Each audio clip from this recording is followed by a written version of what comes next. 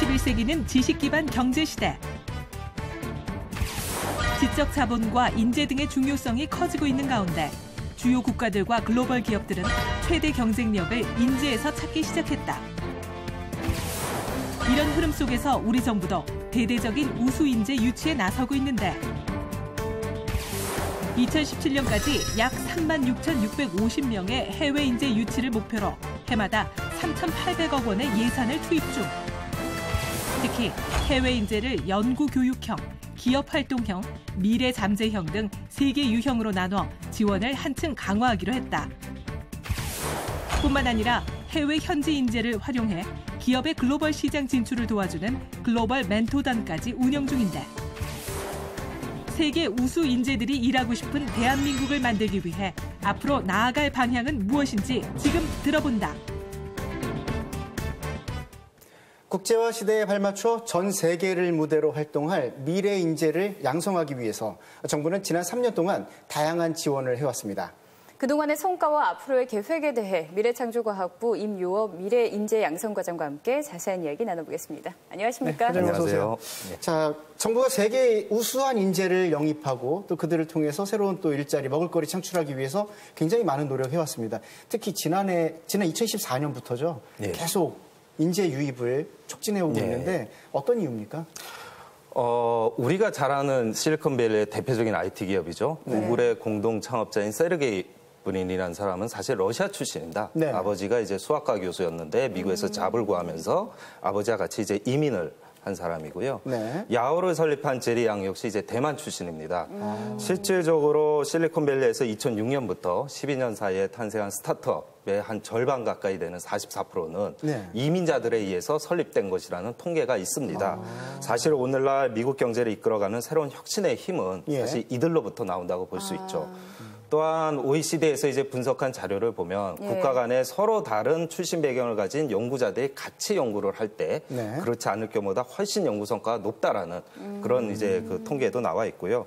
우리나라도 최근 이제 소프트웨어라든지 바이오헬스 같은 미래 먹거리를 책임지는 신산업을 적극적으로 육성을 하고 있습니다. 근데 이 분야가 워낙 이제 그 신생 분야다 보니까 사실 기술 개발을 할 수 있는 인력이 절대적으로 부족한 상황입니다. 따라서 이런 분야에 있어서는 국내 인력뿐만이 아니라 해외 인력도 적극적으로 유치하자는 취지고요. 이러한 사람들이 가지고 있는 도전 정신이나 창의적 아이디어를 국내 연구 현장에 주입을 시켜서 우리나라가 이제 역동적인 혁신 경제를 구현을 해서 그 국민소득 4만 불 시대로 가자는 것이 경제혁신 3개년 계획의 중요한 추진 과제입니다. 그렇군요.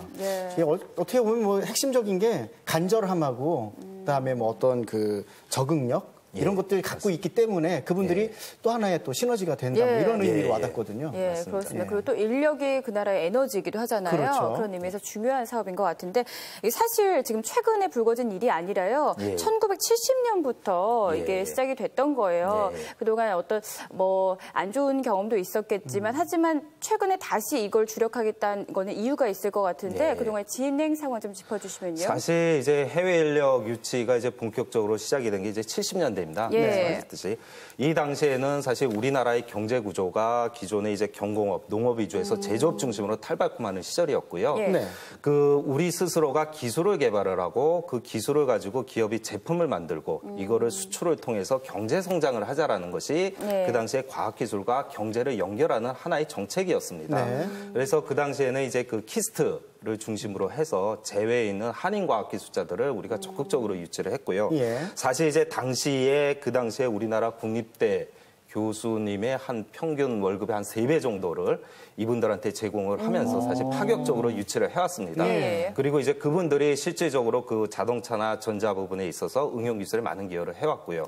이러한 것들이 이제 80년대에 들어서면서부터는 이제 기술보호주의가 이제 또 국가 간의 대두가 됩니다. 그러다 보니까 정부에서도 원천 기술을 이제 개발을 해야 되고 이때부터 본격적인 정부의 R&D 사업들이 이제 시작이 됩니다. 그러다 보니까 더욱더 이제 그 필요한 인력들에 대한 수요가 많아지게 됐고요. 일례로 이때 이제 시작된 브레인풀이라는 이제 대표적인 해외과학자 유치 사업이 있습니다. 그래서 이 사업을 통해서 그동안에 한 1,700여 명 정도의 해외 이제 고급 과학자들을 저희가 이제 유치를 해오고 있습니다. 네. 2000년대 들어서는 이제 대학을 중심으로 한 그 해외 인재가 이제 이루어지고 있습니다. 무엇보다 기초과학의 체력을 좀 튼튼히 하자라는 측면과 네. 미래 세대의 이제 젊은 과학자들을 좀 양성하자는 취지에서 해외에 있는 석학급 교수들을 대학에 많이 유치를 해왔고요.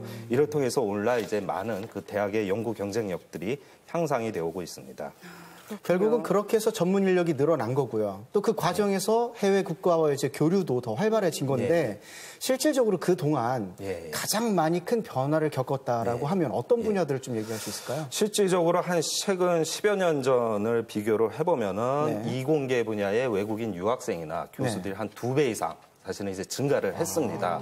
이들이 국내 연구 인력과 이제 공동으로 협력을 하면서 실질적으로 이제 연구의 수준이 굉장히 높아졌는데요. 일례로 우리가 이제 그 연구를 하면 이제 논문을 쓰지 않습니까? 그렇죠. 논문의 어떤 그 질을 평가하는 기준으로서 SCI급의 이제 그 저명한 학술지에 얼마나 실리느냐, 그것들이 얼마만큼 다른 연구자한테 인용이 되느냐, 이런 것들을 이제 평가를 합니다. 그러한 측면에서 보면은 이런 SCI급 학술지에 게재된 논문도 한 2배 이상 늘어났고, 잘 아시겠지만 매년 이제 스위스 IMD에서 그 국가별 이제 경쟁력 순위를 이제 발표하는데 이게 과학 경쟁력 순위라는 게 있습니다. 그래서 우리나라의 과학 경쟁력도 2000년대 초반에 한 14위에서 작년에는 6위까지로 이제 사실 이제 많이 상승을 했습니다. 근데 실질적으로 가장 중요한 변화를 꼽으라면은 국내 연구 환경이 선진화됐다는 것입니다. 그동안의 어떤 그 순혈주의를 좀 타파를 하고 외국에 있는 이제 다양한 생각을 가진 사람들이 국내 연구자들과 함께 연구를 하면서 실제 연구 현장이 굉장히 글로벌화되고 개방화됐다는 거죠. 그런 측면에서 큰 의의를 찾고 있습니다. 하향 평준화가 아니라 상향 평준화, 내지는 선도하는 역할까지 가는 거네요. 네, 그런데 지금 이렇게 정부가 주도해서 해외 우수 인재들을 유치하는 건 우리나라 이야기뿐만이 아니라 어떤 주요 선진국이나 중국도 그렇게 하잖아요. 그 해외 사례를 짚어주시면요. 다른 나라들도 사실 우리처럼 이제 해외 인재 유치에 굉장히 적극적입니다. 다만 이제 그 수단은 조금씩 이제 차이가 있는데요. 미국은 이제 대표적으로 이제 비자 정책을 가지고서 해외 인력을 유치를 하고 있습니다. 그 지금 현재 그 전문직에 대한 취업 비자라고 해서 미국에서 그 연간 발급하는 게 한 16만여 건 정도가 되는데 그 중에 50% 이상을 IT나 공학 분야, 소위 이제 스템 분야 출신 인력들에게 전략적으로 배치를 합니다. 사실은 미국은 이런 비자를 통해서 미국 기업이 필요로 하는 인력들을 이제 흡수를 하고 있고요.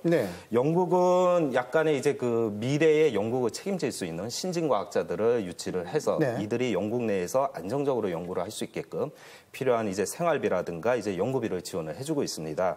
중국 같은 경우도 우리와 마찬가지로 이제 100인 계획, 1000인 계획이라고 해서 세계를 이끌 수 있는 이제 100명의 연구자, 1000명의 연구자 를 이제 그 적극적으로 유치를 해서 우리는 아까 제가 말씀드렸듯이 국내 그 교수님들 월급이 한 3배 정도를 주고서 그 데려왔다고 했는데 중국은 한 10배 이상 가까이 되는 연봉을 지급을 하면서 맞습니다.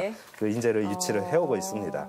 그 또한 지금 국제사회의 어떤 경쟁 구도가 만들어져 있다 보이거든요. 그래서 지금 우리 정부도 뭐 여기에 맞는 인재 유치 계획, 3단계 계획이라고 해야 될까요? 3가지 방법을 제시를 했는데 그 전략이 굉장히 궁금하거든요.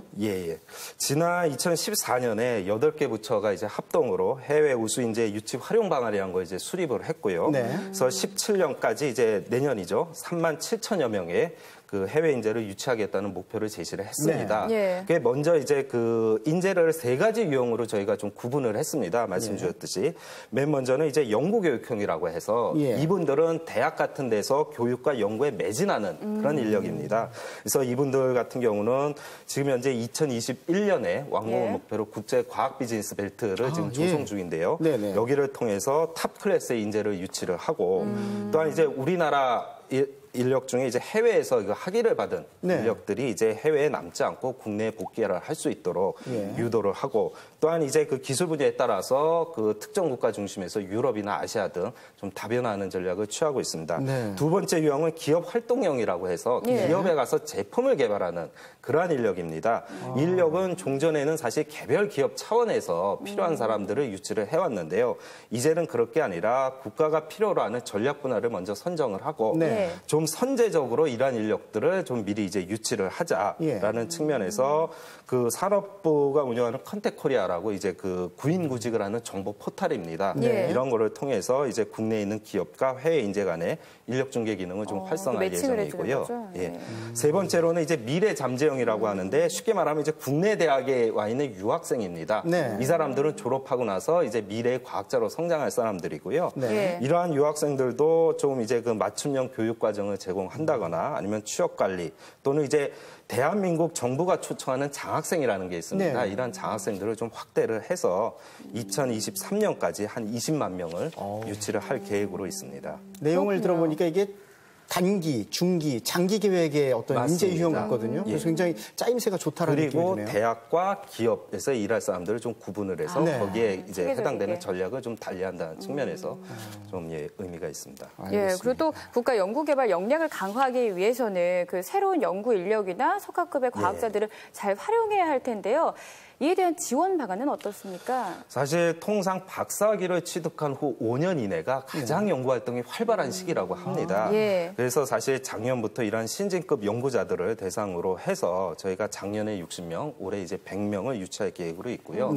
이 사람들이 사실 국내에 체류 결정을 할 때 가장 큰 고민으로 들고 있는 게 고용에 대한 좀 불안감입니다.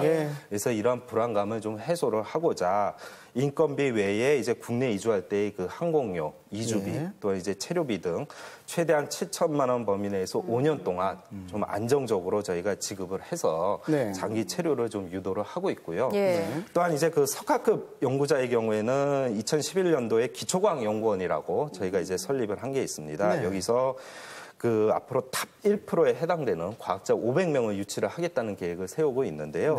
지금 현재 이 기초과학연구원의 그 연구단장 중에 약 한 27%, 한 30% 가까이가 외국인으로 저희가 이제 모셔왔습니다.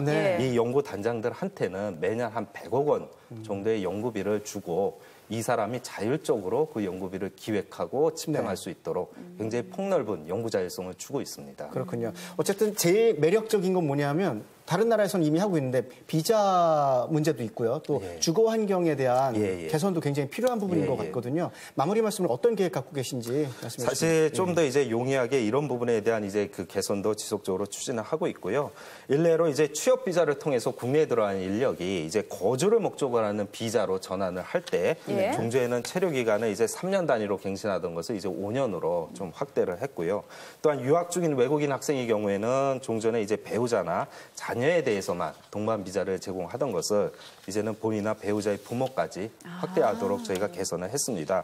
또한 이제 대부분이 이제 가족과 함께 오기 때문에 교육이나 병원 진료와 같은 문제들이 현실적으로 중요한 문제입니다. 그래서 사실 이렇게 국내에 들어있는 외국인 연구자들을 좀 밀착 지원을 하기 위해서 저희가 작년부터 이런 외국인 연구자 전담 지원단을 또 꾸려가지고 이 사람들의 좀 그 불편한 사항들을 속속들이 발굴을 하고 개선을 하고 있습니다.